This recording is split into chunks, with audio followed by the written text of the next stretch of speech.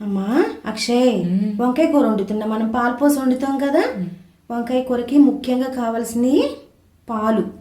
మనం వండుకునే విధానం ప్రకారం ఉల్లిపాయ, పచ్చిమిరపకాయ, కరివేపాకు, వంకాయలు రెడీగా కట్ చేసి పెట్టుకున్నాను.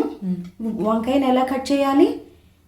నీళ్ళల్లో ఉప్పేసి తర్వాత కట్ చేసిన వంకాయలు అందులో వేయాలి. ఎందుకంటే కండ్రెక్కిద్ది అనమాట వంకాయ.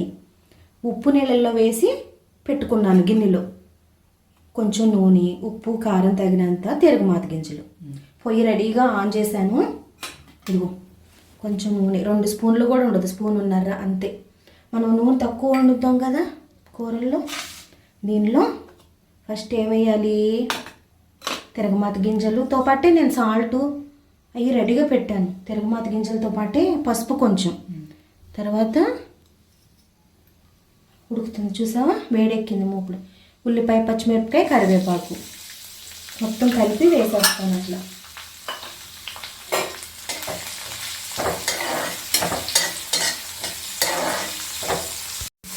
ఇట్లా వేగాలి కొంచెం. వేగిన తర్వాత దీన్ని పక్క పళ్ళలో పెట్టేసి కట్ చేసుకున్న వంకాయలు చక్కగా ఉప్పు నీళ్ళల్లో కట్ చేసి పెట్టుకుని వేయాలి. కండ్రెక్కేసిద్ది లేతే. ఇలా తిప్పుకోవాలి. తిప్పుకున్న తర్వాత ఏం చేయాలి? తగినంత ఉప్పు వేయాలి.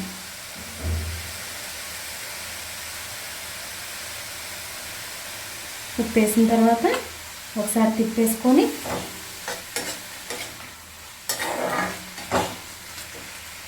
మూత పెట్టేస్తాను. ఇట్లా మగ్గాలి కదా, కూర మగ్గితే తొందరగా అయిపోద్ది. మూత పెట్టామనుకో కింద వేడి, పైన మూత వేసేస్తాం క్లోజ్ చేసి, తొందరగా మగ్గిద్ది. సరేనా? మగ్గిన తర్వాత కారం వేయాలి.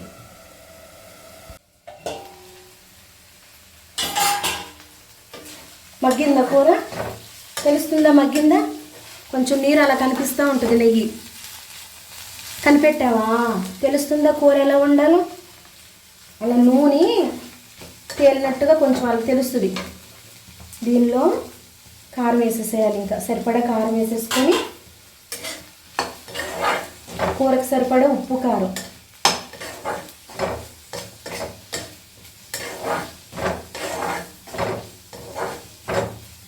ఇట్లా 2 నిమిషాలు తిప్పిన తర్వాత దీనిలో పాలు ఉన్నాయి చూసావా, కాసి చల్లార్చిన పాలు. ఫ్రిడ్జ్లో ఈ వేడి పాలు కాదు, కాసి చల్లార్చిన పాలు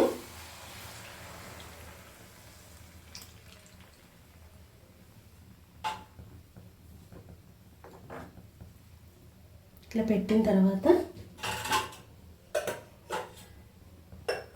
దీనికి ఒక మూత పెట్టేసేయాలి. ఇట్లా ఆ పాలు ఉడుకుతాయి అన్నమాట వంకాయలు. అర్థమైందా? కూర వచ్చేసినట్టేనా ఇంక నీకు? చూసావా కూర అయిపోయినట్టేగా? తెలుస్తుందా? నూనె తేలింది. పాలు పోసాక ప్రతి తేపకి తిప్పకర్లేదు. పాలు పోసాక అలా మూత పెట్టేస్తే అదే తయారైపోయిద్ది. చక్కగా ఈ వంకాయకి పట్టిద్ది అనమాట. ఉప్పు, కారం, పాలు చక్కగా కోవలాగా అయిపోద్ది. ఎంత 2 నిమిషాలు కూడా పట్టదు పాలు పోసిన తర్వాత.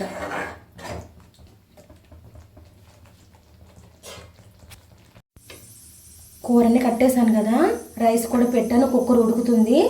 కూర అంతా అయిన తర్వాత 5 మినిట్స్ అలాగే ఉంచాలి బాండీలో, ఎందుకంటే టేస్ట్ వచ్చిద్ది. సరేనా? గుర్తుపెట్టుకో, ఎప్పుడు కూర వండినా బాండీలో కూర 5 నిమిషాలు అలాగే ఉంచాలి. తర్వాత గిన్నెలోకి షిఫ్ట్ చేసుకోవాలి.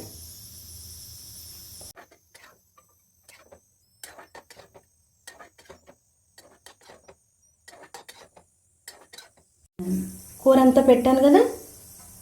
కూర ఫస్ట్ పల్లెల్లో కూర పెట్టుకోవాలి కదా.